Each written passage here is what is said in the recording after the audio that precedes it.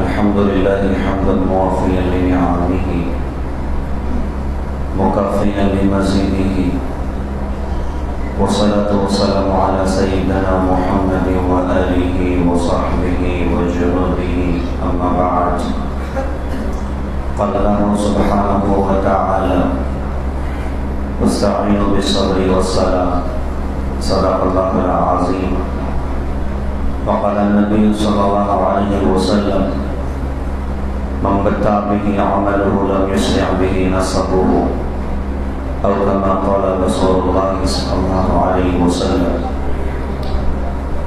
محترم بزرگوں، دوستوں، عزیز ذہنی بھائیوں، ہماری اپنی زندگی کا سب سے بڑا مقصد اپنے اللہ کو راضی کرنا ہے. رب مل گیا تو سب مل گیا، اور رب نہ ملا تو کچھ بھی نہ ملا. کہتے ہیں فکر دنیا کر کے دیکھا، فکر عقبہ کر کے دیکھ. سب کو اپنا کر کے دیکھا، رب کو اپنا کر کے دیکھ. اللہ کو راضی کرنا ہماری دنیا کا بھی بننا ہے، اور اللہ کو راضی کرنا ہماری اپنی آخرت کا بھی بننا ہے. کیونکہ ہماری دنیا بھی ہمارے اللہ سے ہے، اور ہماری آخرت بھی ہمارے اللہ سے ہے. ہم اپنی قوت اور طاقت سے زندہ نہیں ہیں. زندہ اس لیے ہیں کہ اللہ نے زندہ رکھا ہے، اور مر اس لیے جائیں گے کہ اللہ نے مرنے کا فیصلہ کر دیا. تو ہماری اپنی زندگی میں اپنا کوئی اختیار نہیں ہے، کوئی کنٹرول نہیں ہے. یہ سب اللہ کی مرضی ہے. تو سب کچھ اللہ کے ہاتھ میں ہے. عزت، ذلت، نفع، نقصان، بیماری، شفا، عروج، زوال، تنگی، فراخی، سب کچھ اللہ کے ہاتھ میں ہے. قرآن پاک میں تو جگہ جگہ اس بات کو واضح فرمایا کہ دیکھو کرنے والے تو اصل اللہ ہی ہیں، اللہ ہی سے ہوتا ہے. تم اللہ کو راضی کر لو کہ اللہ تمہاری دنیا اور آخرت دونوں بنا دے گا. اسے قرآن پاک میں سنا ہے کہ قل اللہم مالک الملک تؤتی الملک من تشاء وتنزع الملک ممن تشاء وتعز من تشاء وتذل من تشاء بیدک الخیر انک علی کل شیء قدیر تولج اللیل فی النہار وتولج النہار فی اللیل وتخرج الحی من المیت وتخرج المیت من الحی وترزق من تشاء بغیر حساب. کہ نبی جی آپ کہیے کہ اللہ سارا ملک تو آپ کا ہے، آپ جس کو چاہیں دے دیں، اور آپ جس سے چاہیں لے لیں. اللہ دے دیں تو کوئی لے نہیں سکتا، اور اللہ لے لیں تو کوئی دے نہیں سکتا. اور عزت کے مالک آپ ہیں، آپ جس سے چاہیں عزت دے دیں. اور ذلیل کرنے والے بھی آپ ہیں، آپ جس سے چاہیں ذلیل کر دیں. خوبصورت بات سمجھائی کہ تم یہ نہ سمجھنا کہ اللہ نے کرسی دے دی تو عزت بھی ساتھ میں آئے گی. اللہ وہ اللہ جو کرسی پہ بٹھا کے سر پہ جوتے پڑوانا جانتا ہے، جیسے اللہ نے پچھلے زمانوں میں کر کے دکھایا. نمرود کو کرسی پہ بٹھا کے سر پہ جوتے پڑوا کے دکھایا. اور یہ بھی پیغام دیا کہ تم یہ نہ سمجھنا کہ کرسی چھن گئی تو ذلت بھی ساتھ میں آئے گی. اللہ وہ اللہ ہے جو کرسیاں چھین کے عزت کا تاج سر پہ پہنانا جانتا ہے. جیسے کہ حضرت حسین رضی اللہ عنہ کو اللہ پاک نے پہنا کے دکھایا، اور کہا کہ ساری خیر تو اللہ آپ کے ہاتھ میں ہے. اور فرمایا کہ آپ اللہ کل شیء قدیر، کہ ہر چیز پر قادر آپ کی ذات، کہ آپ دن کو رات سے نکالتے ہیں، رات کو دن سے نکالتے ہیں، مردہ کو زندہ سے نکالتے ہیں، زندہ سے مردہ کو نکالتے ہیں. اور آپ جسے چاہیں بے حساب روزی عطا فرمائیں. خالق اور مالک ایک اکیلے اللہ کی ذات ہے. کیسے زبردست خالق ہیں، کیسے زبردست مالک ہیں. تو قرآن میں فرمایا کہ للہ ملک السماوات والارض، آسمان و زمین میں تو اللہ ہی کا راز ہے. لہ ما فی السماوات وما فی الارض وما بینہما وما تحت الثری. جو کچھ آسمان میں اللہ کی حکومت میں، اور جو کچھ زمین میں اللہ کی حکومت میں، اور جو کچھ درمیان میں اللہ کی ملکیت میں، اور جو کچھ تحت الثری میں، یہ بھی اللہ پاک کی حکومت میں. اینما تولوا فثم وجہ اللہ. تم جدھر دیکھو گے اللہ کے جلوے نظر آئیں گے، تم جدھر دیکھو گے اللہ کی قدرت تمہیں نظر آئے گی، ذرہ ذرہ اللہ کا تعارف کرا رہا ہے، پتہ پتہ اللہ کا تعارف کرا رہا ہے۔ کون ہے جس نے ساری کائنات کو اپنے قدرت سے بنایا اور چلایا اور کیسے زبردست انداز میں وجود دیا۔ ایک مثال دیکھیے گا، اللہ ایک پانی آسمان سے اترتا ہے، اس ایک پانی سے کیا کچھ اللہ نے اپنے قدرت سے وجود دے کے دکھایا۔ ایک ہی پانی انسان کے منہ میں گیا تو زندگی کا سامان بن گیا، بکری کے منہ میں گیا تو دودھ بن گیا، سانپ کے منہ میں گیا تو اللہ نے اس کو زہر بنا دیا، کیڑے کے منہ میں پہنچا کے اللہ نے ریشم بنا دیا، مکھی کے منہ میں پہنچا کے اللہ پاک نے شہد بنا دیا، سیپ کے منہ میں اللہ نے اس کو پہنچایا تو اللہ نے قیمتی موتی بنا دیا۔ ایک ہی پانی ہے، درخت کے اندر پہنچایا تو پھل بھی بن گیا، پھول بھی بن گیا، اور پھول میں خوشبو بھی پیدا ہو گئی، پھلوں میں مٹھاس بھی پیدا ہو گئی۔ آپ ساری کائنات میں اللہ کے جلوے دیکھیے کہ کیسے زبردست خالق اور مالک اکیلے اللہ ہیں۔ ہمیں اپنی قدرت سے اللہ نے وجود دیا۔ انسان اپنی ذات پر غور کر لے، کوئی تو ہے جس نے مجھے اپنی قدرت سے وجود دیا۔ آج میں 30 سال کا تو 31 سال پہلے میرے اپنے وجود کو کوئی پہچانتا بھی نہ تھا، میرے اپنے ماں باپ جانتے بھی نہ تھے، لیکن اللہ نے کہاں سے اپنی قدرت سے وجود دیا؟ ایک ہی رو مٹیریل سے کیا کچھ اللہ پاک نے پیدا کر کے دکھا دیا۔ دنیا کی کوئی فیکٹری ایسی آپ کو نہ ملے گی جو ایک ہی رو مٹیریل سے بہت ساری چیزیں بنا رہی ہوں۔ اللہ کی قدرت بھی کیا قدرت ہے کہ ایک ہی پانی سے اللہ پاک نے انسان کا زبردست وجود اپنی قدرت سے اللہ پاک نے بخشا، اور اس میں کیا کچھ اللہ پاک نے پیدا کر کے دکھایا۔ ایک ہی رو مٹیریل سے دیکھنے والی آنکھیں اللہ پاک نے بنا دی، بولنے والی زبان اللہ نے بنا دی، اور سننے والے کان اللہ نے بنا دیے، اور دھڑکنے والا دل اللہ نے بنا دیا، اور سوچنے والا دماغ اللہ پاک نے بنا دیا، اور خون کو صاف کرنے والی کڈنیاں اللہ پاک نے اپنی قدرت سے بنا دی۔ ایک ہی رو مٹیریل سے وہ غذا کو ہضم کرنے کے خوبصورت نظام، معدہ اور آنتوں کا نظام اللہ نے اپنی قدرت سے بنا دیا۔ ایک ہی رو مٹیریل سے ہڈیاں بھی بن گئی ہیں، ایک ہی رو مٹیریل سے وہ رگیں بھی بن گئی ہیں، ایک ہی رو مٹیریل سے خون بھی بن گیا ہے، ایک ہی رو مٹیریل سے سانسوں کو اندر میں کھینچ کر زندگی کا سامان بنا کر، وہ زندگی کا خوبصورت سامان بنانے کا ذریعہ اللہ نے پھیپھڑوں کو اپنی قدرت سے ایک ہی رو مٹیریل سے اللہ پاک نے بنا کے دکھایا۔ کیسی زبردست قدرت اللہ کی، کیسی زبردست طاقت اللہ کی۔ انسان اپنی ذات پر غور کرے تو اسے یقین ہوگا کہ واقعی اس کائنات کے خالق اور مالک اکیلے اللہ ہیں، واقعی اس کائنات کے خالق اور مالک اکیلے اللہ ہیں۔ دو ہوتے تو گڑبڑ ہو جاتی بھائی، بڑے زمانوں سے انسانوں کو 2 آنکھ ہوتی ہے، دوسرا خدا کہتا کہ اب 3 آنکھیں ہونی چاہیے، یا دوسرا خدا یوں کہتا اب 1 آنکھیں ہونی چاہیے۔ بڑے زمانوں سے انسانوں کو 1 سر ہوتا ہے، دوسرا کہتا کہ بھائی کبھی کبھی ہماری بھی تو حکومت چلنی چاہیے، اب انسانوں کے 2 سر ہونے چاہیے، 4 پیر ہونے چاہیے، اور 4 ہاتھ ہونے چاہیے۔ کیا زبردست اللہ کی قدرت ہے کہ ساری کائنات کو اللہ پاک نے اپنی قدرت سے بنایا اور چلایا۔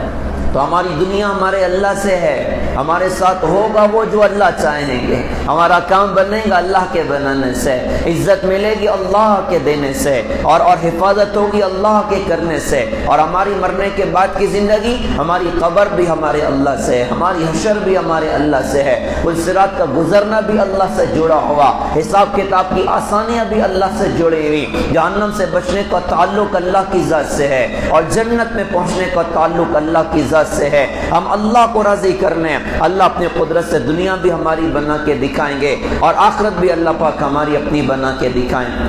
اللہ کیسے راضی ہوں گے، اللہ کیسے خوش ہوں گے؟ تو چونکہ انسان بغاوت کر جاتے ہیں تو اللہ پاک ناراض ہو جاتے ہیں، شیطان لگا ہوا ہے، نفس لگا ہوا ہے، قدم غلط راہوں پر بڑھتے ہیں، انسان باغی اللہ کا بن جاتا ہے، تو اللہ تعالیٰ بار بار اپنے بندوں کو متوجہ کر دیں کہ دیکھو میں نے تمہیں دنیا کی زندگی دی ہے، یہ ضائع برباد کرنے کے لیے نہیں، گناہوں کے لیے نہیں، میں نے امتحان کے لیے دنیا میں بھیجا ہے، تم میرے بتائے ہوئے راستے پر چلو، میرے نبیوں کے بتائے ہوئے راستے پر چلو، تو میں تمہیں دنیا اور آخرت کے اعتبار سے نواز کے دکھاؤں گا۔ اب چونکہ شیطان بھی اور نفس بھی ہے تو انسان کے قدم گناہوں کی طرف بڑھ جاتے ہیں، تو اللہ تعالیٰ یہ بات فرماتے ہیں کہ دیکھو ٹھیک ہے، تم سے گناہ ہو گئے، نافرمانی ہو گئی، توبہ کر لو، میں سارے معاف کر دوں گا، اور میری اطاعت کرنے والے بن جاؤ، میری فرما برداری کرنے والے بن جاؤ، تو اللہ ہمارے بن جائیں۔ پہلا بنیادی راستہ یہ کہ ہم اللہ سے توبہ کرنے والے بنیں، اللہ سے صلح کرنے والے بنیں۔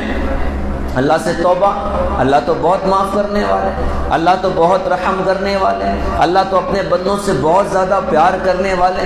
کیا پیار اللہ کو اپنے بندوں سے ہے، کیا محبت اللہ کو اپنے بندوں سے ہے۔ بڑے کو منانا مشکل کام ہوا کرتا ہے، لیکن اللہ سارے بڑوں کے بڑے اللہ ہی ہیں، بلکہ ساری بڑائی تو اللہ ہی کی ہے، باقی اور کی کیا حیثیت۔ ہر ایک کو جو کچھ دیا وہ سب اللہ نے دیا ہوا ہے، اصل بڑے اللہ ہیں۔ اسی اذان میں بار بار یہ بات کا اعلان کروایا، اللہ اکبر اللہ اکبر اللہ اکبر اللہ اکبر۔ مشرق والوں سن لو اللہ سب سے بڑا، اور مغرب والوں سن لو اللہ سب سے بڑا، اور شمال والوں سن لو اللہ سب سے بڑا، اور جنوب والوں سن لو اللہ سب سے بڑا۔ اللہ کی بڑائی ہمارے اپنے دلوں کی گہرائیوں میں اتر جائے تو بڑے کو منانا مشکل ہوتا ہے، تو کیا اللہ کو بھی منانا مشکل کام ہے؟ کہ نہیں، اللہ تو بہت کریم ہے، اللہ تو بہت رحیم ہے، اللہ تو اپنے بندوں سے بہت پیار کرنے والے ہیں۔ کیسا پیار اللہ کو اپنے بندوں سے ہے، کیسی محبت اللہ کو اپنے بندوں سے ہے۔ ابراہیم علیہ السلام کو اللہ نے بڑی خوبیوں سے نوازا تھا۔ اللہ کرے کہ ہم بھی اپنی زندگی کو خوبیوں سے مزین کرنے والے بنیں۔ خوبیاں انسان کو بہت آگے پہنچا دیتی ہیں، اور گناہ اور نافرمانی اور بغاوت انسان کی ہلاکت اور بربادی کا ذریعہ بن جایا کرتی ہیں۔ کوئی انسان خاندان کی بنیاد پر اونچا نہیں ہوتا، مال کی بنیاد پر اونچا نہیں ہوتا، حسن جمال کی بنیاد پر اونچا نہیں ہوتا۔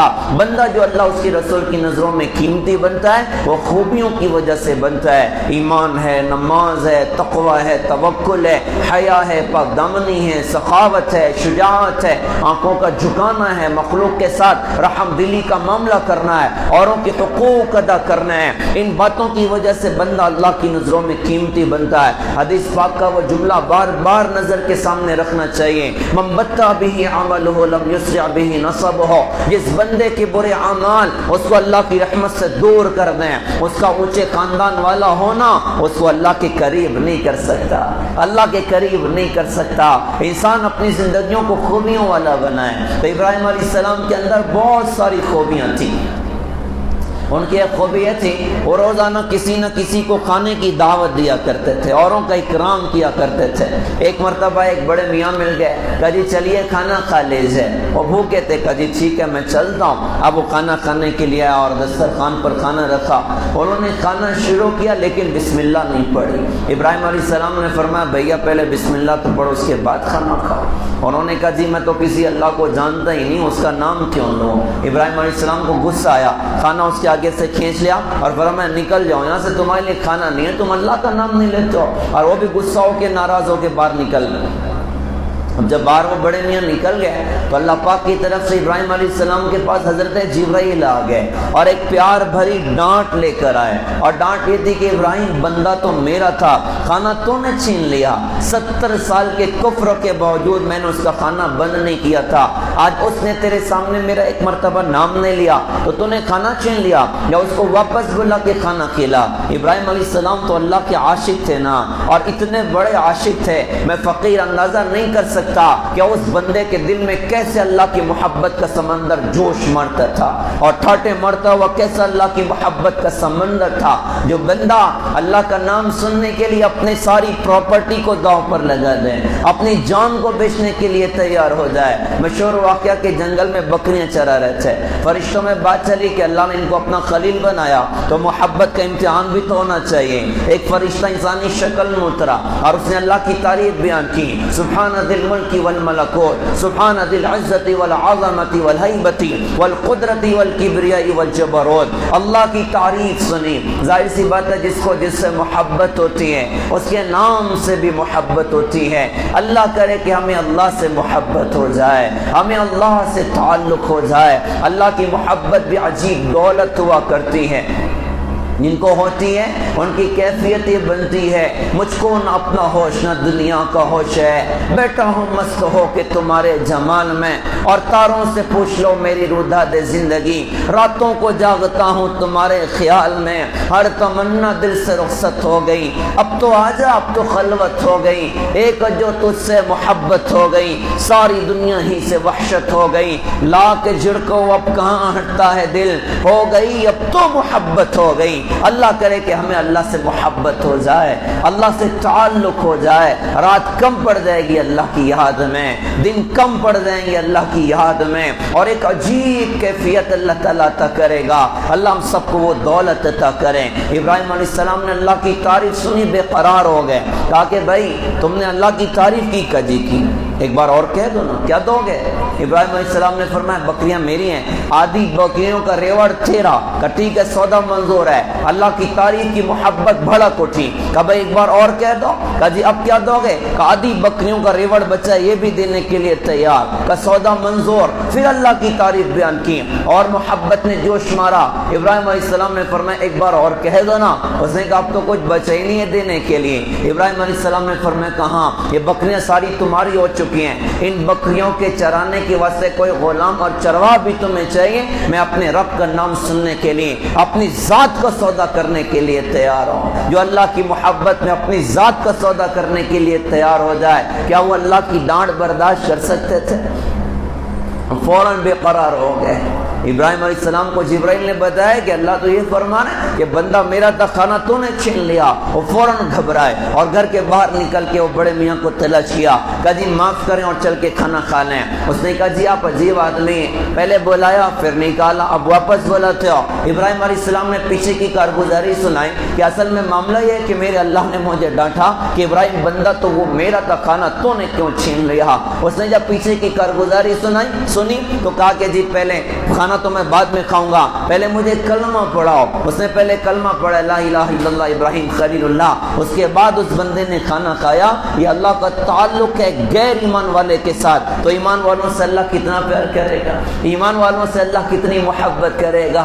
ہمارا کوئی رب ہے جو ہمیں کھلاتا ہے، ہمارا کوئی رب ہے جو ہمیں پلاتا ہے، ہمارا کوئی رب ہے جو ہمیں چین کی نیند عطا کرتا ہے، ہمارا کوئی اللہ ہے جو ہمیں نیند کے بعد دوبارہ فریش کر کے اٹھا دیتا ہے، ہمارا کوئی رب ہے جو ہمیں صبح صبح کھلا رہا ہے، دوپہر میں کھلا رہا ہے، شام میں کھلا رہا ہے، ہمارے لیے ساری کائنات کا خوبصورت نظام چلا رہا ہے۔ ان الدنیا خلقت لکم، ساری دنیا میں نے تمہارے لیے بنائی ہے۔ وہ پھلوں کو پیدا کیا، پھول کو پیدا کیا، خوشبوؤں کو پیدا کیا، اور کیا کچھ اللہ نے اپنی زمین اور آسمان سے اپنی نعمتوں کو اپنے بندوں کے لیے اتارا۔ اس رب کو ہم راضی کرنے والے بن جائیں، اس اللہ سے یاری لگانے والے بن جائیں، اس اللہ سے توبہ کرنے والے بن جائیں۔ توبہ کر کے اللہ کی طرف رجوع کرنا۔ کوئی بندہ توبہ کر لے، حدیث فرمایا کہ توبہ کرنے والا ایسا جیسے اس نے گناہ کیا ہی نہیں ہے۔ آدمی توبہ کر لے اپنی پچھلی زندگی سے، کب تک اللہ سے بغاوت کے ساتھ زندگی گزرے گی؟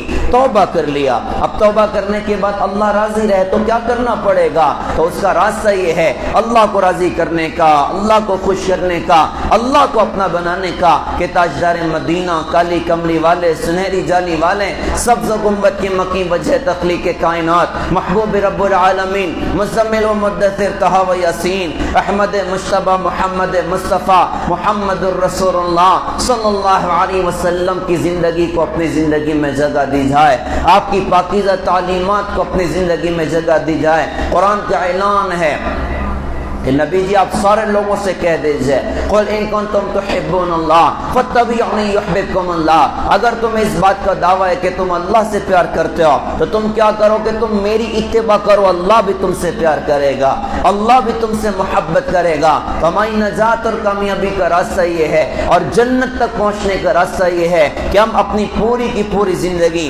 جناب محمد الرسول اللہ صلی اللہ علیہ وسلم کی تعلیمات والی بنا دیں، آپ کی پاکیزہ شریعت والی بنا دیں، آپ کے ایک ایک عمل اور ایک ایک سنت کو بتکلف اپنی زندگی میں جگہ دینے والے بنیں، نبی کی محبت ہمارے دلوں میں ہو، نبی کی اطاعت ہماری اپنی زندگیوں میں ہو۔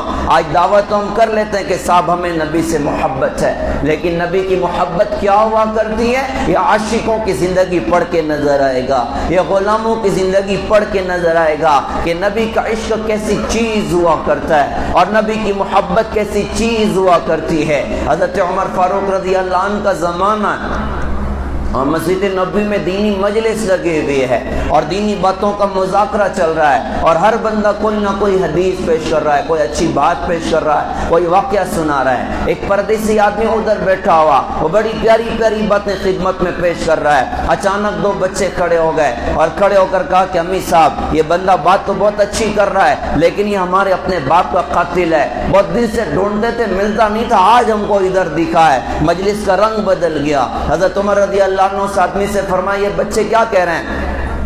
تو انہوں نے اقرار جرم کر لیا کہ حضرت یہ بچے صحیح کہہ رہے ہیں، مجھ سے ان کے والد کا قتل ہو گیا تھا۔ اب حضرت عمر رضی اللہ عنہ نے فرمایا کہ بھائی اب تو عمر کا انصاف چلے گا، اور بچے قصاص کا مطالبہ کر رہے ہیں تو بدلے میں تمہاری گردن ماری جائے گی۔ انہوں نے یوں کہا کہ حضرت میں قبول کرتا ہوں، انکار نہیں کرتا، لیکن مجھے نہیں پتا تھا مدینہ جاؤں گا یہ سارا معاملہ کھڑا ہو جائے گا۔ آپ سے درخواست کرتا ہوں مجھے 3 دن کا موقع دے دیجیے۔ میں اپنے بیوی بچوں کو جنگل میں چھوڑ کر آیا جہاں پر اللہ کے علاوہ ان کا پرسان حال کوئی نہیں ہے، میں ان کو نصیحت اور وصیت کر کے آ جاؤں۔ حضرت عمر رضی اللہ عنہ نے فرمایا کہ بھائی ایسے تو نہیں چھوڑیں گے، پہلے کوئی ضمانت کرے تب چھوڑیں گے۔ بھائی کون اس بندے کی ضمانت کرتا ہے؟ تو چونکہ کوئی پہچانتا نہیں تھا تو ضمانت کون کرے گا؟ مجلس میں سناٹا چھایا ہوا۔ ایک بڑے صحابی حضرت جندب بن جنادہ رضی اللہ عنہ، جن کو ہم لوگ حضرت ابو ذر غفاری رضی اللہ عنہ کے نام سے جانتے ہیں، وہ کھڑے ہو گئے اور کھڑے ہو کر کہا کہ امی صاحب اس بندے کی ضمانت میں کرتا ہوں، آپ اس کو چھوڑ دیجئے، یہ واپس آ جائے گا۔ پہچانتے ہو؟ کہا جی جان پہچان چھوڑیے، آپ ضمانت مانگتے ہو میں دینے کے لیے تیار ہوں۔ کہا ٹھیک ہے منظور ہے، بڑا آدمی ضمانت کر رہا ہے۔ کہا بھائی ٹھیک ہے تم جاؤ اور آ جانا، جان قربان کرنے کے لیے واپس اس بندے کو آنا ہے۔ وہ بھی گھوڑے پر سوار اور دوڑتے دوڑتے جنگل میں غائب ہوا۔ ایک دن گزرا، 2 دن گزرا۔ حضرت عمر رضی اللہ عنہ نے ابو ذر غفاری رضی اللہ عنہ سے فرمایا بھائی ابو ذر کیا مصیبت تم نے اپنی گردن میں لے لی؟ یاد رکھیے اگر وہ بندہ لوٹ کے نہیں آیا تو عمر کے انصاف کی تلوار تو تمہاری گردن تک بھی پہنچے گی، بدلے میں پھر تمہاری گردن مار دی جائے گی۔ کا ٹینشن نہ لیں وہ آ جائے گا۔ 2 دن گزرا ابھی تک نہیں آیا، تیسرا دن بھی گزرنے کو ہے، ظہر ہو گئے اس کا پتہ نہیں ہے، ظہر ڈھل گئے اس کا پتہ نہیں ہے، عصر کی نماز ہو گئے اس کا پتہ نہیں ہے، سارا مدینہ ٹینشن میں، کہیں ہم لوگ حضرت ابو ذر غفاری رضی اللہ عنہ سے محروم نہ ہو جائیں۔ عصر کے بعد سارے لوگ مدینہ کے باہر آ گئے اور راستے کی طرف دیکھ رہے ہیں یار وہ آئے گا کہ نہیں آئے گا۔ کافی دیر کے بعد لوگوں نے دیکھا کہ دور پہ دھول اڑ رہی ہے، قریب آیا تو وہی بندہ تھا۔ سب دیکھ کر حیران ہو گئے یار اس کی گردن ماری جانی ہے، اور یہ واپس بھی لوٹ کے آ گیا۔ حضرت عمر رضی اللہ عنہ نے فرمایا کہ اگر تو چھپ جاتا تو شاید تلاش نہ کر سکتے تھے، تو جان قربان کرنے کے لیے آ گیا۔ کہا جی آپ میرا چھوڑیں، پہلے حضرت ابو ذر رضی اللہ عنہ سے پوچھیں انہوں نے میری ضمانت کیوں کر دی ہے، مجھے پہچانتے تک نہیں تھے۔ اب حضرت عمر رضی اللہ عنہ نے فرمایا کہ بھائی ابو ذر ضمانت کیوں کی تھی؟ انہوں نے کتنا عجیب جملہ کہا تھا، عشق رسول کسے کہتے ہیں ان کی زندگی دیکھیے، نبی کی محبت کسے کہتے ہیں ان کی زندگی دیکھیے۔ انہوں نے فرمایا کامل صاحب ہم لوگ جو مدینہ آئے نا پیسوں کے واسطے نہیں آئے، زمین جائیداد کے واسطے نہیں آئے، ہمیں جو چیز مدینہ کھینچ کر لاتی ہے وہ حضرت محمد صلی اللہ علیہ وسلم کی محبت ہے، حضرت محمد صلی اللہ علیہ وسلم کا عشق ہے۔ ظاہر سی بات ہے یہ بندہ بھی اپنے بیوی بچوں کو جنگل میں چھوڑ کر حضور پاک صلی اللہ علیہ وسلم کی محبت میں مدینہ آیا تھا۔ میں اس لیے ضمانت کرنے تیار ہو گیا کہ کہیں آگے آنے والی دنیا یہ نہ کہنے لگے کہ نبی کا شہر ایسا شہر ہے جہاں پر کوئی کسی کی ضمانت کرنے تیار نہیں ہوتا۔ میں اپنے نبی کی محبت میں اپنی جان کو داؤں پر لگانے کے لیے تیار ہو گیا۔ اس بندے سے فرمایا کہ تو لوٹ کے کیوں آیا؟ اس نے کہا جی اس لیے لوٹ آیا کہ کہیں آگے آنے والی دنیا یہ نہ کہنے لگے کہ نبی کا شہر وہ شہر ہے جہاں پر وعدہ کرنے والا وعدہ وفا نہیں کرتا۔ میں اپنے نبی کی محبت میں جان قربان کرنے کے لیے حاضر خدمت ہوں۔ جلاد کو فرمایا بھائی سولی تیار کرو، معاملہ فائنل کرنا ہے۔ اب دونوں بچے آگے آ گئے اور آ کر کہا کہ امی صاحب ہمیں قصاص نہیں چاہیے، ہم اس بندے کو معاف کرتے ہیں۔ کہا جی کیوں معاف کرتے ہو؟ چھوٹے چھوٹے بچے بھی کیسے نبی کے عاشق تھے۔ انہوں نے عرض کیا کہ امی صاحب اس لیے معاف کرتے ہیں کہ کہیں آگے آنے والی دنیا یہ نہ کہنے لگے کہ نبی کا شہر ایسا شہر ہے یہاں پر کوئی کسی کو معاف کرنے کے لیے تیار نہیں ہوتا۔ ہم اپنے نبی کی محبت وقت میں اپنے باپ کے قاتل کو معاف کرنے کے لیے تیار، وہ جان کو داؤں پر لگانے کے لیے تیار، وہ جان قربان کرنے کے لیے تیار، یہ بچے اپنے باپ کے قاتل کو معاف کرنے کے لیے تیار۔ آج مسلمان نماز پڑھنے تیار نہیں، آج مسلمان روزہ رکھنے تیار نہیں، آج مسلمان قرآن پڑھنے تیار نہیں، آج مسلمان درود پڑھنے تیار نہیں، آج مسلمان بہنوں کا حق ادا کرنے تیار نہیں، آج مسلمان جھوٹ اور سوچ چھوڑنے تیار نہیں، آج مسلمان دھوکہ چھوڑنے کے لیے تیار نہیں، آج مسلمان اپنے ماں باپ کی خدمت کرنے کے لیے تیار نہیں، وہ تو جان قربان کرنے کے لیے تیار ہو گئے۔ پیارے بھائیوں، ہم اپنے دلوں میں اپنے نبی حضرت محمد صلی اللہ علیہ وسلم کی محبت پیدا کریں اور ان کی پاکیزہ زندگی کو اپنی زندگی میں جگہ دیں، ان کے دین پر جینا ہے اور ان کے دین پر مرنا ہے۔ کیا پیغام ہے میدان کربلا کا؟ یہی پیغام دیا کہ کمپرومائز نہیں کیا جا سکتا اللہ کے دین میں، اللہ کے دین پر جیئیں گے اور اللہ کے دین پر مریں گے، اللہ اس کے رسول کی اطاعت کے ساتھ جینا ہے اور اللہ اس کے رسول کی اطاعت کے ساتھ مرنا ہے۔ یہی تو ہوا تھا میدان کربلا میں۔ حضرت حسین رضی اللہ تعالیٰ عنہ 70-72 افراد کا قافلہ میدان کربلا میں دشمنوں سے سامنا ہے اور کئی دن پانی پینے کو نہیں ملا، سامنے دریا بہ رہا ہے اور پانی پینے کی اجازت نہیں ہے، بچے پیاس سے بلک رہے ہیں اور بیویاں پیاس سے بلک رہی ہیں اور گھر کے چھوٹے چھوٹے افراد وہ پیاس سے بے قرار ہو رہے ہیں، پانی پینے کی اجازت نہیں ہے۔ جنگ شروع ہونی ہے، حضرت حسین رضی اللہ عنہ اپنے ساتھیوں کے ساتھ، اور سامنے جو ہے وہ شمر کو دیکھا، شمر کے بدن پہ وہ سفید داغ کی بیماری تھی، اس کو دیکھ کر فرمایا کہ میرے نبی حضرت محمد صلی اللہ علیہ وسلم نے سچ کہا تھا۔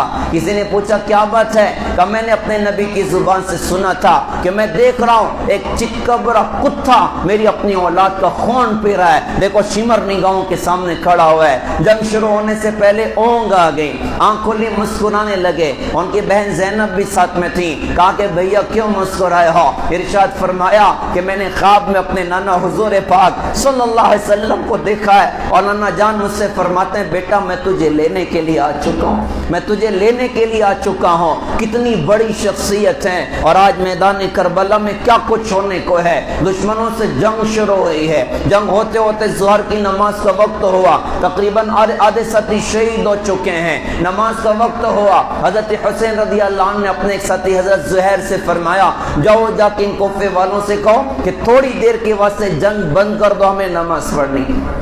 انہوں نے جا کے شمر سے کہا کہ بھیا نماز کا وقت ہو گیا، تھوڑی دیر کے لیے روک دی جائے، ہم نماز ادا کر لیں۔ اس بدبخت شمر نے کہا کہ ہم تو تمہیں نماز میں بھی قتل کریں گے اور تمہاری نماز ہی نہیں ہوتی ہے۔ انہوں نے فرمایا کہ لعنت تجھ پر اور تیری نسلوں پر، ارے جس خاندان کے طفیل نماز ملی کیا ان کی نماز نہیں ہوتی؟ واپس آ کے حضرت حسین رضی اللہ عنہ سے عرض کیا کہ حضرت وہ شمر کہتا ہے ہم تمہیں نماز میں بھی قتل کریں گے۔ حضرت حسین رضی اللہ عنہ اس موقع پر کہہ سکتے تھے اللہ بڑا غفور رحیم ہے، چلو بھائی نماز بعد میں پڑھ لیں گے۔ انہوں نے فرمایا کہ بھائی دیکھو آپ نماز تو نہیں چھوڑ سکتے، ایک کام کرو آدھے سے جنگ کرو، آدھے نے نماز کے لیے اللہ اکبر کہو۔ گویا کہ یوں کہا کہ ساری دنیا کے انسانوں کو پیغام دے دو، یوں نبی کے دین پر عمل کیا جاتا ہے اور یوں نبی کی شریعت پر عمل کیا جاتا ہے اور یوں اللہ کے احکامات کو پورا کیا جاتا ہے۔ آپ اندازہ لگائیے پانی پینے کو نہیں ہے تو وضو کہاں سے کریں گے؟ وہ کربلا کی مٹی سے کچھ تیمم کیا ہوگا، کسی کا ہاتھ کٹا ہے، کسی کا پیر کٹا ہے اور بدن زخمی ہے،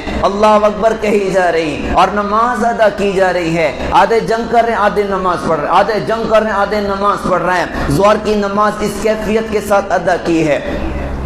آج ہم اپنی زندگی کا جائزہ لیں کہ ہماری زندگی میں اللہ اس کے رسول کے دین کی پاسداری کتنی ہے۔ ہم نے اپنی شادیوں میں اپنے نبی کے دین کو سامنے رکھا، ہم نے اپنے کاروبار میں نبی کے دین کو سامنے رکھا۔ میں کارخانہ چلا رہا ہوں، کیا کارخانہ چلانے کا دین علماء سے جا کے سیکھا ہے؟ میں دکانداری کرتا ہوں، کیا دکانداری کا دین علماء سے میں نے جا کے سیکھا؟ میں ملازمت کرتا ہوں، کیا میں نے ملازمت کا دین سیکھا؟ میں گھر اور باہر کی زندگی میں اپنے معاملات کر رہا ہوں، کیا میں نے علماء سے سیکھا؟ گھر کے اندر کا دین کیا، باہر کا دین کیا، اور رشتہ داروں کے حقوق کیا میں نے نبی کا دین آج تک سیکھا ہے؟ جہاں اور اعتبار سے میں مجرم ہوں، میرا ایک بڑا جرم ہے، میں نے آج تک نبی کے دین کو سیکھا نہیں ہے۔ 100% کے اعتبار سے اس کو معلوم نہیں کیا کہ میں سیکھوں کہ حضرت محمد صلی اللہ علیہ وسلم کا دین کیا۔ اللہ معاف کرے، عمل کرنا تو آگے کی بات، نبی کی زندگی بھی پڑھنے کی امت کے پاس موقع نہیں ہے، نبی کی سیرت پڑھنے کا بھی امت کے پاس میں موقع نہیں ہے. خیر ظہر کی نماز انہوں نے اس کیفیت کے ساتھ ادا فرمائی. ہوتے ہوتے عصر کی نماز کا وقت ہوا. تقریباً سارے ساتھی شہید کیے جا چکے ہیں. آپ ذرا سا چشم تصور میں دیکھیے گا آج کس کا خون کربلا کے میدان میں بہایا جا رہا ہے. کائنات کا افضل ترین خون. چھوٹے چھوٹے بچے شہید کیے جا رہے ہیں اور بڑے شہید کیے جا رہے ہیں. خیمہ لگا ہوا ہے اور خیمے میں ان کی بیویاں ہیں, ان کی اپنی بیٹیاں ہیں, ان کی اپنی بہنیں ہیں. کیسا چیخ چنگاڑا اندر مچا ہوگا. ہمارے بچے ذبح کیے جا رہے ہیں, ہمارے شوہر ذبح کیے جا رہے ہیں, ہمارے بھائی ذبح کیے جا رہے ہیں. کیا عجیب کیفیت بنی ہوگی. حضرت امام زین العابدین رضی اللہ تعالی عنہ میدان کربلا میں تھے, لیکن سخت بیمار تھے تو جان بچ گئی, ورنہ دشمن ان کو بھی نہ بخشتے تھے. ان سے کسی نے ایک مرتبہ پوچھا تھا, وہ بہت زیادہ روتے تھے. کہا کہ حضرت آپ اتنا روتے کیوں ہیں؟ ارشاد فرمایا تھا کہ یعقوب علیہ السلام کا ایک بیٹا کھو گیا تھا یوسف, تو رو رو کے باپ کی عجیب کیفیت ہو گئی, آنکھ کا نور چلا گیا. میں نے اپنی آنکھ کے سامنے اپنے پورے خاندان کو کربلا کی وادی میں کٹتے اور ان کے خون کو بہتے دیکھا ہے. میری آنکھ کا آنسو کیسے رک سکتا ہے؟ میری آنکھ کا آنسو کیسے خشک ہو سکتا ہے؟ کیا کچھ ہوا کربلا کے میدان میں. سارے ساتھی شہید کیے جا چکے ہیں. حضرت حسین رضی اللہ عنہ اکیلے بچے. اب سوچا کہ بھائی میں تو دنیا سے جا رہا ہوں, میرا چھوٹا بچہ عبداللہ بھی اندر ہے, وہ تو ابھی باقی رہنے والا, تو کیوں نہ ایسا کروں کہ آخری نظر اپنے بیٹے عبداللہ کو دیکھ لوں. خیمے میں آواز دے کے کہا کہ عبداللہ کو باہر بھیجا جائے. اطمینان تھا کہ دشمن بچے پر حملہ نہیں کریں گے. بچہ باہر لایا گیا, باپ نے بچے کو گود میں لیا. باپ کی آخری محبت بھری نظر اپنے بچے کے چہرے پر پڑ رہی, اور یہ باپ سمجھ رہا ہے کہ میں دنیا سے جا رہا ہوں اور عبداللہ زندہ رہنے والا. لیکن آسمان کی تقدیر کے فیصلے کچھ اور تھے کہ ابھی اس باپ کی آنکھ کے سامنے اس کے بیٹے کی روح اس کے بدن سے نکلنی ہے. تقدیر غالب آئی اور دشمنوں میں سے ایک دشمن نے تیر کا نشانہ لگایا. اس نے تیر چھوڑا اور سنسناتا تیر آ کے گود کے بچے عبداللہ کی گردن کے پار نکل گیا. اس کے خون کا پھوارا چھوٹا اور 2 جھٹکے میں اس کی اپنی روح نکل گئی. حضرت حسین رضی اللہ عنہ کے صبر کا بل پھٹ پڑا. بچے کے خون کو کربلا کی مٹی پہ بکھیر دیا اور بچے کی لاش کو آسمان کی طرف بلند کر کے اللہ سے گویا کہ کہہ رہے ہیں, میرے اللہ اگر تو مجھ سے راضی ہے تو میں بھی تجھ سے راضی ہوں, میرا تجھ سے کوئی گلہ شکوہ نہیں ہے. بچہ بھی شہید ہو گیا. اب حضرت حسین رضی اللہ عنہ عصر کی نماز کا وقت ہوا. نماز کی نیت باندھی کہ نماز نہیں چھوٹنی چاہیے. سجدے میں گئے. دشمنوں نے کہا کہ اس کو اگر ختم کرنا ہے تو سجدے میں گردن سے سر بدن سے جدا کر دو. اگر انہوں نے سلام پھیر دیا تو پھر ہماری اپنی خیر نہیں ہے. سجدے میں گئے. نواز رسول ہیں, جگر گوش رسول ہیں, جن سے حضور کو اتنا پیار اور اتنی محبت تھی. اللہ سے یوں دعا کی تھی کہ اللہ میں ان سے پیار کرتا ہوں تو بھی ان سے پیار فرما, اور جو ان سے محبت کرے تو ان سے بھی محبت فرما.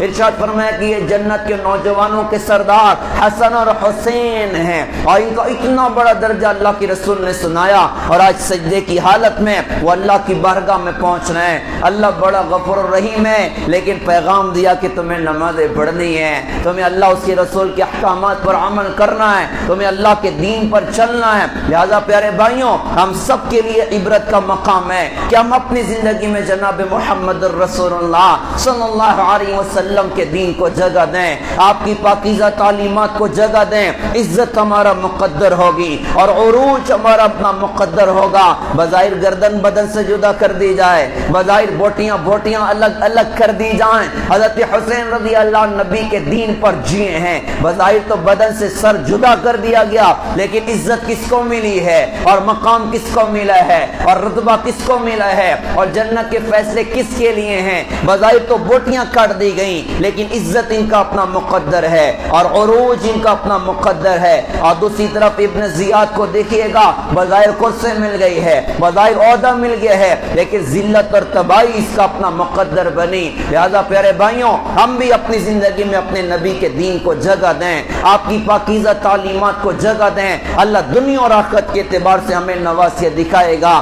آپ کے دین میں عبادات بھی ہیں, آپ کے دین میں اخلاقیات بھی ہیں. ہم اپنی زندگی میں اللہ کے حقوق ادا کرنے والے بنیں, ہم اپنی زندگی میں بندوں کے حقوق ادا کرنے والے بنیں. کسی درجے میں ہم نمازیں پڑھ لیتے ہیں, کسی درجے میں روزہ بھی رکھ لیتے ہیں، لیکن مخلوق کے اعتبار سے جو دین نبی نے سکھایا آج اکثر ہماری اپنی زندگیوں سے نکلا ہوا، ہم مخلوق کے حقوق بھی ادا کرنے والے بنے۔ جہاں نماز پر اللہ کی مدد آئے گی، ماں باپ کی خدمت پر بھی اللہ کی مدد آئے گی۔ جہاں نماز پر اللہ کی مدد آئے گی، وہیں اوروں کے حقوق ادا کرنے پر بھی اللہ کی مدد آئے گی۔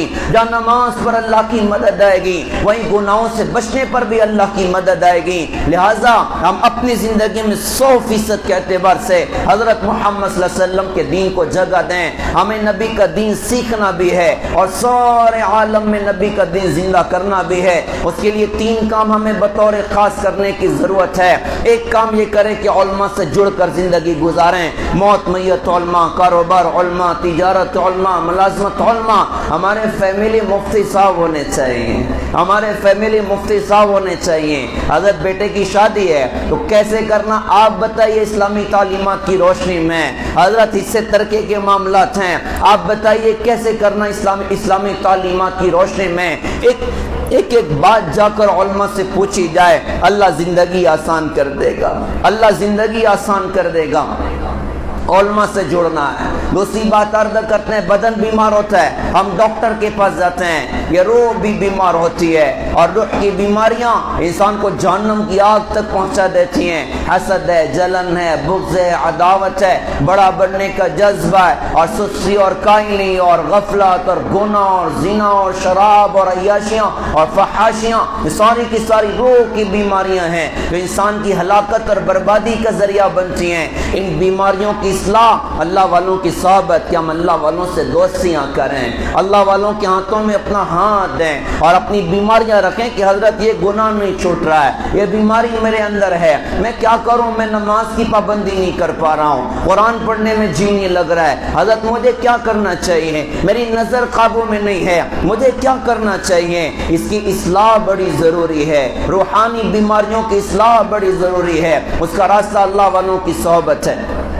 اور پھر ایک بڑی خوبصورت سی محنت ہماری اپنی دعوت اور تبلیغ کی خوبصورت محنت ہے، جسے 6 بر اعظم میں اللہ پاک نے چلایا۔ اس محنت میں مثبت بن کر، اخلاق کے ساتھ، اخلاص کے ساتھ، نبی کے درد و غم کے ساتھ، ہر ایک کو اپنا سمجھ کر اور پاؤ بھر کے دل کو سمندر جیسا وسیع کر کے ساری دنیا میں چلنا پھرنا کہ ہمارے نبی کا دین دنیا میں زندہ ہو جائے۔ انہی نسبتوں پر محرم کی چھٹیوں کے موقع پر ہمارے اپنے شہر سے بہت ساری سہ روزہ کی جماعتیں اللہ کی راہوں میں نکل رہی ہوتی ہیں۔ میں احباب سے درخواست کروں گا کہ نیت کیجئے انشاءاللہ اس محرم کی چھٹیوں میں انشاءاللہ ہم 3 دن کے لیے اللہ کی راہوں میں نکلیں گے، بڑی خیر اللہ تعالیٰ عطا کرے گا۔ اللہ پاک سے دعا ہے اللہ پاک ہم سب کو سمجھ عطا فرمائیں، عمل کی اللہ تعالیٰ ہم سب کو توفیق عطا فرمائیں۔ وآخر دعوانا الحمدللہ رب العالمین۔